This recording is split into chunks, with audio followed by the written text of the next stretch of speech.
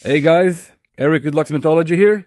We are in Woodland Hills in a apartment building. There was a break-in attempt. As you can see, vice grip on the doorknob. Broke it out. Broke out the latch. And the solution is a dead latch. So this is a deadbolt that they can squeeze with the vice grip. This is going to swing off and they can break it off. They can break it off. And it's a high security key. Nobody can pick.